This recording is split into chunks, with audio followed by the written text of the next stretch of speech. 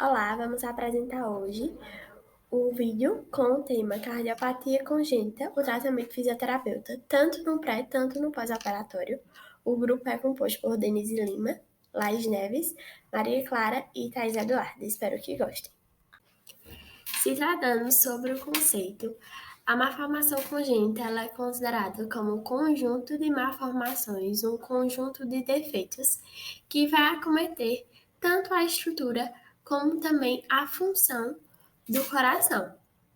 E ela vai surgir desde o desenvolvimento fetal da criança.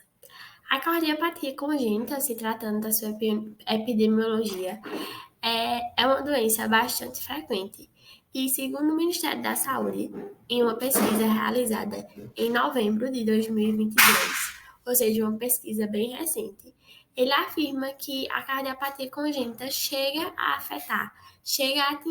atingir cerca de 30 mil crianças no Brasil e ela é considerada a terceira maior causa de óbito no período neonatal. Além disso, a gente vê que a cardiopatia congênita, ela afeta também inúmeras outras síndromes que já existem, como a síndrome de Down, que é muito frequente crianças com síndrome de Down apresentar também a cardiopatia congênita. E diante disso, e diante dessa grande quantidade de proporção, né, que a cardiopatia congênita acomete a população, foi criado o Dia Nacional da Conscientização da Cardiopatia Congênita. Esse dia é comemorado no dia 12 de junho e ele serve justamente para conscientizar e informar a população, bem como os profissionais de saúde, sobre a cardiopatia congênita, né? Informar quais são os sinais, quais são os fatores de risco da doença, que ao longo do trabalho nós iremos também aprofundar. Sobre a etiologia, existem várias causas para as principais cardiopatias congênitas. Entre elas estão os medicamentos, radiação, patologias como a rubéola e vírus COSAC-B, e também intenção de aborto. Fatores genéticos e fatores maternos também se destacam e incluem doenças crônicas, como a diabetes ou a fenilcetonúria mal controladas. Além disso, também o consumo de álcool, exposição a toxinas ambientais e também infecções podem aumentar consideravelmente a probabilidade de uma anomalia cardíaca. Bom, agora falando sobre os sinais clínicos. Os sinais e sintomas da cardiopatia congênita dependem do tipo e da complexidade dos defeitos cardíacos. Os sintomas podem reaparecer anos depois de fazer algum tratamento para o problema cardíaco, dependendo do tipo de malformação apresentado pelo paciente. No recém-nascido e no bebê, os principais sintomas são cianose, que é a coloração roxa nas pontas dos dedos ou nos lábios, suor excessivo, cansaço excessivo durante as mamadas, palidez, baixo peso e pouco apetite, respiração rápida e curta, mesmo estando em repouso. Nas crianças mais velhas ou em adultos, os sintomas podem ser coração acelerado e boca roxa após os esforços, infecções respiratórias frequentes, cansaço fácil em relação às outras crianças da mesma idade, não desenvolve nem ganha peso normalmente e também podem ser observadas alterações no tamanho do coração, o que é confirmado através de um exame de raio-x e ecocardiograma. Cardiopatias congênitas cianóticas são aquelas em que há presença de cianose. Esse sintoma é causado principalmente pelo shunt direita-esquerda, que leva à hipoxemia. Ademais, pode ser originária do contato entre o sangue venoso e arterial. Também há sequelas em que uma alteração fisiológica no processo de circulação do sangue leva à cianose. Independente da causa, a cianose é acentuada quando há obstrução ao fluxo pulmonar. A presença de cianose, que é coagulada na pele e nas mucosas, é um sinal evidente de que não há adequada oxigenação do sangue. Assim, nesse grupo, as alterações cardíacas são mais complexas, com alterações importantes no fluxo sanguíneo e oxigenação do sangue, necessitando, às vezes, de correção cirúrgica, muitas vezes precoce. A forma mais comum da doença é conhecida como tetralogia de Fallot. Muitos casos são leves e podem ser tratados com cirurgias e medicamentos. A tetralogia de Fallot é uma malformação em que ocorrem 4 alterações cardíacas, interferindo no funcionamento do órgão. São elas: obstrução da via de saída do ventrículo direito, defeito do septo ventricular, hipertrofia do ventrículo direito e dextroposição da aorta. A sintomatologia da tetralogia de Fallot depende da gravidade da estenose pulmonar, ou seja, quando a obstrução da via de saída do ventrículo direito é leve, o paciente pode apresentar sintomas tardiamente. Quando o quadro é grave, entretanto, a cianose costuma estar presente mais precocemente.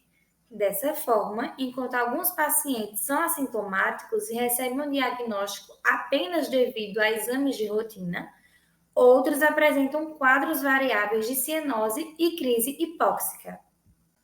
A transposição das grandes artérias é responsável por 20% das cardiopatias congênitas cianóticas. A sua epidemiologia demonstra maior incidência em bebês de mães diabéticas e no sexo masculino.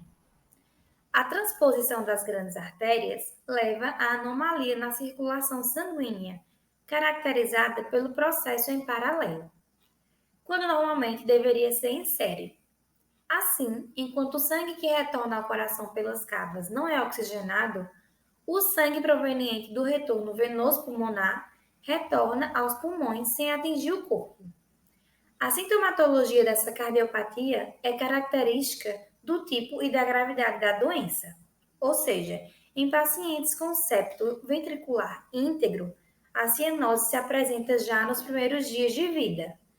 Naqueles com comunicação interventricular, por sua vez, a presença de cianose depende da amplitude da comunicação, sendo presente nos casos de comunicação leve e ausente ou discreta quando a comunicação interventricular é ampla, caso que também há progressão de desconforto respiratório. O pós-operatório das cardiopatias congênitas envolve uma grande gama de procedimentos realizados à beira do leito na unidade de terapia intensiva pediátrica. Procedimentos estes que envolvem monitoração de dados vitais, dados hemodinâmicos, análises laboratoriais, ajustes ventilatórios, suporte nutricional, infusão de drogas e algumas vezes procedimentos mais específicos, como diálise peritoneal ou hemodiálise. Esse ritual envolve uma equipe multidisciplinar de profissionais que deve ter treinamento específico para tal tarefa. A adoção de estratégias específicas para os cuidados pós-operatórios facilita o trabalho dessa equipe. A monitorização da rotina deverá ser realizada de hora em hora. Entre os parâmetros de controle, destacam-se ritmo cardíaco, pressão arterial sistólica, diastólica e média, pressão venosa central, débito urinário, débito por sonda nasogástrica, débito pelos drenos de mediastino e ou pleurais, temperatura retal, parâmetros respiratórios e oximetria de pulso. A monitorização suplementar, utilizada nas correções das cardiopatias complexas, inclui medição da pressão do átrio esquerdo e medição da pressão da artéria pulmonar. Falando agora sobre as cardiopatias congênitas acianóticas, elas vão ser mais frequentes e mais comuns do que as cianóticas, e elas vão ter como principal característica a presença do aumento do fluxo no pulmão. Além disso, ela vai ter 6 divisões, né? Elas vão ser classificadas em 6 formas diferentes, e vamos, nesse vídeo, adentrar mais sobre a comunicação interatrial e a comunicação interventricular, que são as mais frequentes. Além disso, vamos ter também as outras 4, vão ser a persistência do canal atrial, a estenose pulmonar, a estenose cardíaca e a coartação da aorta. Os outros casos são casos mais raros e que, em sua maioria, apresentam um maior prognóstico. Falando agora sobre os pacientes que apresentam cardiopatias congênitas acianóticas relacionadas à CIA, ou seja, comunicação intra-arterial.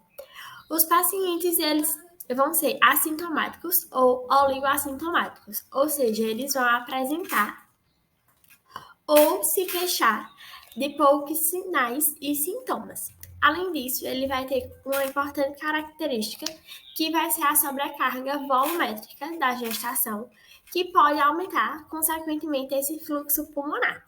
Como a gente viu no conceito, uma das características, em geral, das cardiopatias congênitas vai ser justamente esse aumento do fluxo. Devido a isso, o paciente ele vai ter possíveis complicações, como o aumento da fibrilação arterial, bem como a insuficiência cardíaca, principalmente no lado direito do coração. E, de acordo com isso, os pacientes eles vão apresentar algumas outras características no exame físico, como o desdobramento da segunda bolha na ausculta cardíaca. Se tratando agora sobre a comunicação interventricular, ou seja, a insuficiência cardíaca acianótica referente a essa comunicação, a gente tem que o quadro clínico do paciente ele pode variar de acordo com o tamanho e o grau da hipertensão arterial pulmonar. Além disso, o paciente ele poderá ter sinais e sintomas mais leves, e isso também vai depender se o paciente ele vai ter grandes deformidades ou pequenas deformidades. De acordo com isso, o paciente que ele apresenta pequenas deformidades, eles não vão apresentar ou vão apresentar pouca alteração na hemodinâmica do seu corpo. Já os pacientes que apresentam grandes deformidades, eles vão apresentar um quadro clínico mais complicado e vai também trazer alguns problemas relacionados, como insuficiências cardíacas, arritmias e a própria embolia. Em geral, as cardiopatias congênitas são identificadas por sinais percebidos pelos pais e pelo médico pediatra. Entre eles são pele de coloração arroxeada, choro constante ou cansaço ao mamar. O pediatra tem condições de identificar problemas como sopro, frequência cardíaca alterada, assimetria de pulsos e hipertensão arterial, e diante desses achados se indica o acompanhamento com o cardiopediatra. E após o diagnóstico clínico, exames como eletrocardiograma, raio-x de tórax e ecocardiograma podem ser necessários, e eles podem confirmar o diagnóstico e determinar também o tipo de cardiopatia congênita. E eles vão servir também como base para indicar a melhor conduta de tratamento. E em alguns casos pode ser necessária ainda a realização de exames mais complexos, entre eles o cateterismo cardíaco, a angiotomografia e a ressonância magnética. E esses exames, eles colaboram com a definição do tipo de tratamento necessário. E o diagnóstico precoce e o tratamento adequado são fundamentais para prevenir o risco de complicações graves. Os fatores de risco incluem condições maternas como diabetes, principalmente o tipo 1, mas também o diabetes gestacional, hipotireoidismo, hipertensão, lúpus, infecções como rubéola e sífilis e uso de medicamentos e drogas, como cocaína, por exemplo. Em torno de 15 a 30% dos casos, uma condição genética é detectável, mas na maior parte das vezes, cardiopatias congênitas não têm uma causa definida. E algumas condições do bebê ou da mãe podem aumentar o risco, e entre elas, condições do bebê, como síndrome de Down, doenças da mãe, como rubéola nos 3 primeiros meses de gestação, e alguns tipos de infecções. E é importante ressaltar que essas condições, elas apenas levam a uma maior predisposição para o desenvolvimento das cardiopatias congênitas. Ou seja, um bebê com Down ou cuja mãe teve rubéola pode nascer com o coração absolutamente saudável. As cardiopatias congênitas, elas podem ser prevenidas em parte através da vacinação contra a rubéola e também do consumo do ácido fólico. E quando a mulher estiver programando a gravidez, alguns cuidados eles tornam-se ainda mais importantes, como evitar obesidade, maior chance de sucesso no tratamento e prevenção das sequelas. Em alguns tipos de cardiopatias congênitas, fazer atividade física, evitar bebidas alcoólicas permite a completa reversão do quadro, assegurando ao paciente uma vida normal, se utilizar medicamentos, conversar com o médico e a demora no diagnóstico e tratamento, ao contrário, pode gerar sequelas e também a detecção precoce, ela é as cardiopatias congênitas e faz toda a diferença. Então, quanto mais cedo da vacinação é identificado, maior a chance de sucesso no tratamento e na prevenção das sequelas. E em alguns tipos de cardiopatias congênitas, o tratamento adequado e precoce permite a completa reversão do quadro e assegura também que o paciente volte à vida normal, inclusive a prática de atividade física. Já a demora no diagnóstico e no tratamento pode gerar sequelas irreversíveis. E a demora no diagnóstico.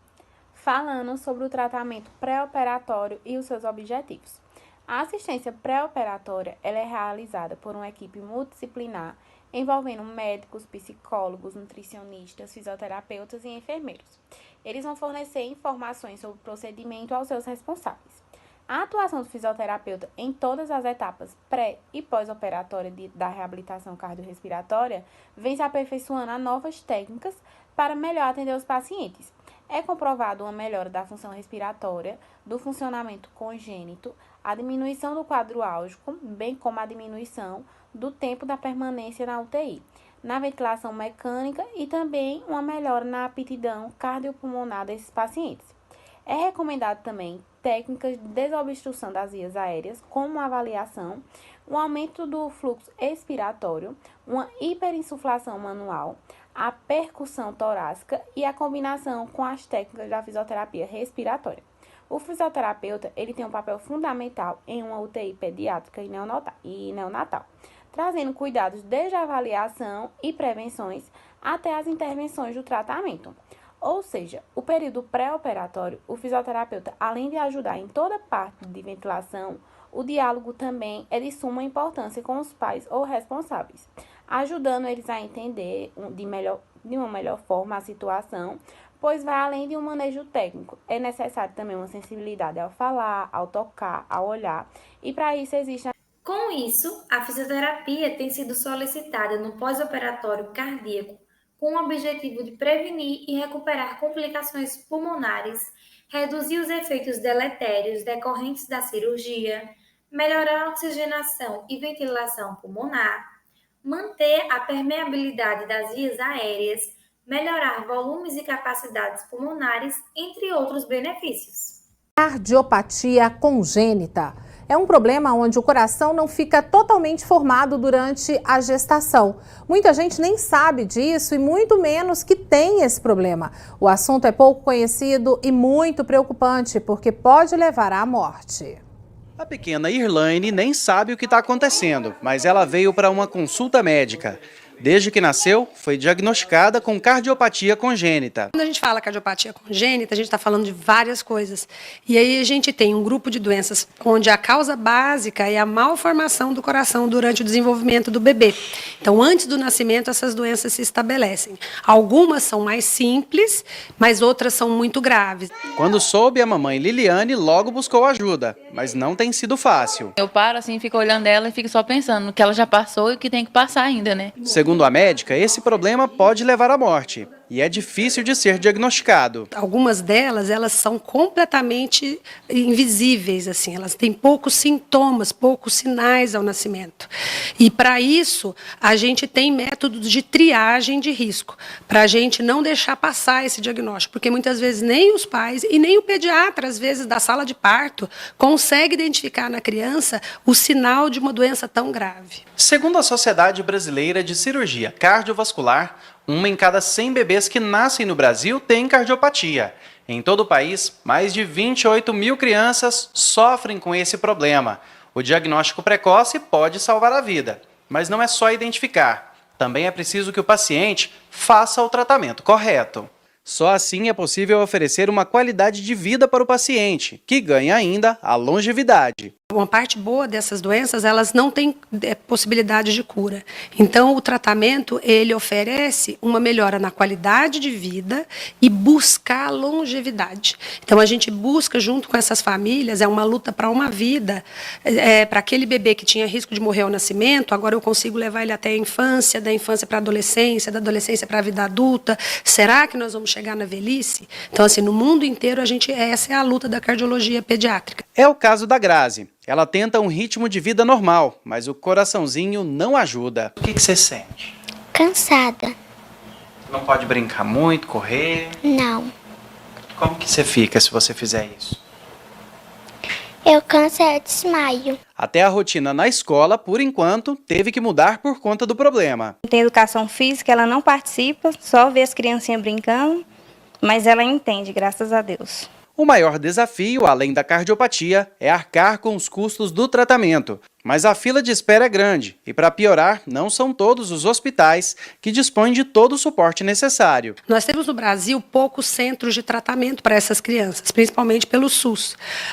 E a busca pelo tratamento, pelo local do tratamento, essa criança precisa ser assistida por um cardiopediatra para que seja programado esse tratamento. É cirúrgico, é clínico, é feito através do cateterismo, e o acesso da população em geral a esse tipo de profissional tem sido bem restrito. Pela saúde, todo esforço é mínimo. Por isso, o pai da Irlane está correndo atrás de ajuda.